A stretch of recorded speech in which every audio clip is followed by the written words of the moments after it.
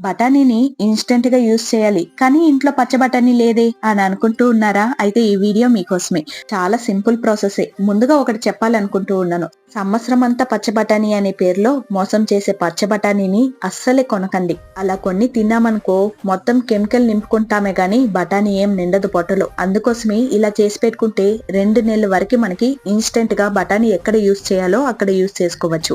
ఏమీ లేదు, ఒక్కసారిగా కేజీయో, హాఫ్ కేజీయో బఠానీ తీసుకునొచ్చి నానబెట్టేసి పొద్దున్న లేసిన తర్వాత కుక్కర్లో వేసేసి తగినంత ఉప్పు నీళ్లు పోసి ఒక్కటంటే ఒక్క విసిల్ పెట్టి ఉడికించుకున్నామంటే సరిపోతుంది. ఒక్కటి కంటే ఎక్కువగా విసిల్ పెట్టారంటే బఠానీ పిసపిసాని అయిపోతుంది. ఒక్క విసిల్ సరిపోతుంది అనమాట. అందులో ఉండే నీళ్ళంతా స్ట్రెయిన్ చేసేసి బఠానీ బాగా చల్లారిన తర్వాత ఇలా జిబ్లాక్ కవర్ లో మాత్రమే స్టోర్ చేసుకోవాలి. కంటైనర్ లో స్టోర్ చేసుకున్నామంటే తీసేటప్పుడు చాలా ఇబ్బందిగా ఉంటుంది. అందుకోసమే ఇలా స్టోర్ చేసుకుని ఫ్రీజర్ లో పెట్టి ఉంచుకుంటే 2 నెలల పాటు ఎప్పుడు కావాలంటే అప్పుడు యూస్ చేసుకోవచ్చు.